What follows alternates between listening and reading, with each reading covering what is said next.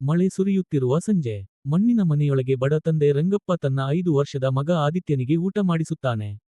ತನ್ನ ಪಾಲಿನ ಕೊನೆಯ ರೊಟ್ಟಿಯನ್ನು ಮಗನ ತಟ್ಟೆಗೆ ಹಾಕಿ, ನೀನು ತಿನ್ನು ಕಣು ಎಂದು ನಗುತ್ತಾನೆ. ಆದರೆ ಅವನು ಹಸಿದ ಹೊಟ್ಟೆಯಲ್ಲೇ ಮಲಗುತ್ತಾನೆ. ಬೆಳಿಗ್ಗೆ ರಂಗಪ್ಪ ದಿನಗೂಲಿ ಕೆಲಸ, ಮಧ್ಯಾಹ್ನ ಹೊಲದ ಕೆಲಸ, ರಾತ್ರಿ ಕಾವಲು ಕೆಲಸ ಬೆವರು ಸುರಿಯುತ್ತಾ ದುಡಿಯುತ್ತಾನೆ. ಕೈಯಲ್ಲಿ ಬಂದ ಸ್ವಲ್ಪ ಹಣವನ್ನು ಮಗನ ಶಾಲಾ ಶುಲ್ಕಕ್ಕೆ ಉಳಿಸುತ್ತಾನೆ. ಆದಿತ್ಯ ಶಾಲೆಯಲ್ಲಿ ಮೊದಲ ಸ್ಥಾನ ಪಡೆಯುತ್ತಾನೆ. ಶಿಕ್ಷಕರು ಪ್ರಶಂಸಿಸುತ್ತಾರೆ. ದೂರದಲ್ಲಿ ನಿಂತಿರುವ ರಂಗಪ್ಪನ ಕಣ್ಣಲ್ಲಿ ಸಂತೋಷದ ಕಣ್ಣೀರು ಹಾಕುತ್ತಾನೆ. ನನ್ನ ಮಗ ದೊಡ್ಡವನಾಗುತ್ತಾನೆ ಎಂದು ಮನಸ್ಸಿನಲ್ಲಿ ಹೇಳಿಕೊಳ್ಳುತ್ತಾನೆ. ವರ್ಷಗಳು ಕಳೆಯುತ್ತವೆ. ಆದಿತ್ಯ ದೊಡ್ಡ ಕಂಪನಿಯಲ್ಲಿ ಕೆಲಸ ಪಡೆಯುತ್ತಾನೆ. ನಂತರ ನಗರದಲ್ಲಿ ಹೊಸ ಜೀವನ, ಹೊಸ ಸ್ನೇಹಿತರು, ಬ್ಯುಸಿ ಕೆಲಸ. ತಂದೆಯ ಕರೆಗಳನ್ನು ನಂತರ ಮಾತಾಡ್ತೀನಿ ಎಂದು ಮುಂದೂಡುತ್ತಾನೆ. ಹಳ್ಳಿಯ ಮನೆಯ ಮುಂದೆ ರಂಗಪ್ಪ ಪ್ರತಿದಿನ ಸಂಜೆ ರಸ್ತೆಯತ್ತ ನೋಡುತ್ತಾ ಮಗನಿಗಾಗಿ ಕಾಯುತ್ತಾನೆ. ಹಳೆಯ ಫೋನ್ ಕೈಯಲ್ಲಿ ಇರುತ್ತದೆ. ಆದರೆ ಕರೆ ಮಾತ್ರ ಬರುವುದಿಲ್ಲ.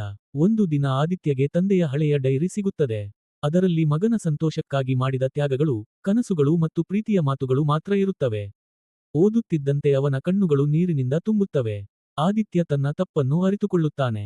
ಕಚೇರಿಯಿಂದಲೇ ತಕ್ಷಣ ಊರಿಗೆ ಹೊರಡುತ್ತಾನೆ. ಬಸ್ ಪ್ರಯಾಣದಲ್ಲಿ ಬಾಲ್ಯದ ನೆನಪುಗಳು ಅವನ ಮನಸ್ಸನ್ನು ಕಾಡುತ್ತವೆ. ಮನೆಯ ಮುಂದೆ ಕುಳಿತಿರುವ ರಂಗಪ್ಪ ಮಗನನ್ನು ಕಂಡ ತಕ್ಷಣ ಎದ್ದು ನಗುತ್ತಾನೆ. ಆದಿತ್ಯ ಓಡಿ ಬಂದು ತಂದೆಯನ್ನು ಬಿಗಿಯಾಗಿ ಅಪ್ಪಿಕೊಂಡು, ಅಪ್ಪ, ನನ್ನನ್ನು ಕ್ಷಮಿಸಿ, ಎಂದು ಅಳುತ್ತಾನೆ. ರಂಗಪ್ಪ ಮಗನ ತಲೆಯ ಮೇಲೆ ಕೈಯಿಟ್ಟು, ತಂದೆ ಎಂದಿಗೂ ಮಗನ ಮೇಲೆ ಕೋಪ ಇಡುವುದಿಲ್ಲ. ನೀನು ಬಂದೆಯಲ್ಲ, ಅದೇ ನನಗೆ ಸಾಕು, ಎಂದು ಹೇಳುತ್ತಾನೆ. ಇಬ್ಬರ ಕಣ್ಣಲ್ಲೂ ಸಂತೋಷದ ಕಣ್ಣೀರು.